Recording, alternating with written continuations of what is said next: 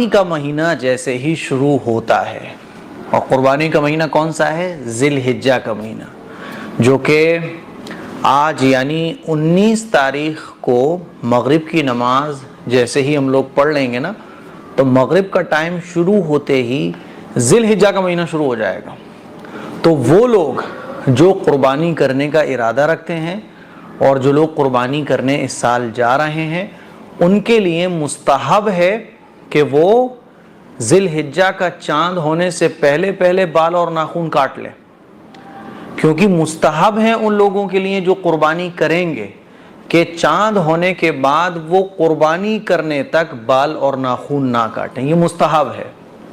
مستحب ہونے کا مطلب کیا ہے؟ خوب اچھے طریقے سے سمجھ لیجئے کہ کوئی گناہ نہیں ہے، اگر اس پر عمل کر لو تو بہت اچھی بات ہے،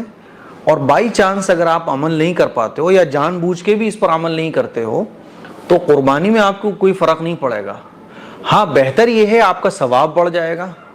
آپ کو ایک ایکسٹرا فضیلت حاصل ہو جائے گی اگر آپ اس پر عمل کر لیتے ہو، کیونکہ ذی الحجہ کا مہینہ شروع ہوتے ہی اب لوگوں کے کال آنا شروع ہو جاتے ہیں، لوگ پوچھنا شروع کر دیتے ہیں، مفتی صاحب بال اور ناخن کا کیا مسئلہ ہے، کیا مسئلہ ہے؟ تو آج انشاءاللہ چاند ہو جائے گا، چاند ہو جانے سے پہلے پہلے آپ بال اور ناخن کلیئر کر لو۔ رسول اللہ صلی اللہ علیہ وسلم نے ارشاد فرمایا کہ تم میں سے جو شخص قربانی کرنے کا ارادہ رکھتا ہے تو وہ چاند ہونے کے بعد سے لے کر قربانی کرنے تک اپنے بال اور ناخن نہ کاٹے، یہ اس کے لیے بہتر ہے۔ تو یہ کوئی فرض اور واجب نہیں ہے، ایسا نہیں ہے جیسے لوگ سمجھتے ہیں کہ قربانی خراب ہو جائے گی یا قربانی کا ثواب کم ہو جائے گا یا کوئی گناہ ملے گا، ایسا کچھ بھی نہیں ہے، یہ ایک ایکسٹرا فضیلت ہے، ٹھیک ہے نا؟ جیسے ہم لوگ وضو کرتے ہیں نا، تو وضو کرتے وقت قبلے کی طرف رخ ہونا یہ مستحب ہے، یعنی اچھی چیز ہے اگر قبلے کی طرف رخ ہو جائے، لیکن اگر قبلے کی طرف رخ نہ ہو تو وضو ہو جاتا ہے۔ اسی طرح سے قربانی تو ہو جائے گی، لیکن بہتر یہ ہے کہ بال اور ناخن چاند ہونے کے بعد نہ کاٹے جائیں، پھر قربانی کرنے کے بعد ہی کاٹے جائیں، ٹھیک ہے؟ اب اس سلسلے میں آپ ایک دو مسئلے اور سمجھیے گا کہ وہ لوگ جو قربانی نہیں کر رہے ہیں وہ بھی اگر بال اور ناخن نہ کاٹے چاند ہونے کے بعد سے لے کر قربانی کا دن آنے تک، تو ان کو بھی ثواب ملے گا، ٹھیک ہے؟ اور بال اور ناخن کاٹنے کا جو مسئلہ ہے وہ عورتوں کے لیے بھی ہے، جو عورتیں قربانی کر رہی ہیں نا ان کے لیے بھی مستحب یہ ہے کہ چاند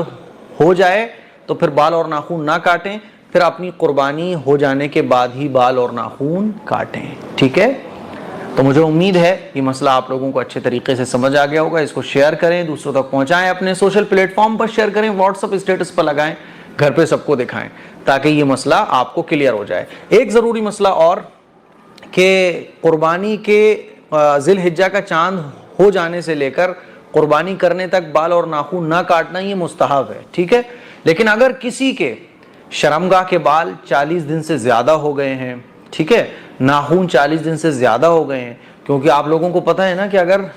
40 دن تک کوئی اپنے بال اور ناخن نہیں کاٹتا ہے تو پھر وہ گنہگار ہوتا ہے۔ تو اگر 40 دن سے زیادہ ہو گئے اور آج چاند ہو گیا، آپ بال اور ناخن نہیں کاٹ پائے، تو پھر آپ کے لیے ضروری ہے کہ 40 دن سے اگر اوور ٹائم ہو گیا ہے آپ کی شرمگاہ کے بالوں کو اور ناخنوں کو، تو پھر آپ کاٹ لو، کیونکہ پھر یہ گناہ ہے، اور مستحب پر عمل کرنے کی وجہ سے آپ گناہ کے مرتکب ہو جاؤ، یہ بالکل بھی درست نہیں ہے، اسی لیے گناہ سے بچو پھر، ٹھیک؟ تو مجھے امید ہے آپ کو یہ مسئلہ اچھے سے سمجھ آ گیا ہوگا۔ السلام علیکم ورحمۃ اللہ وبرکاتہ۔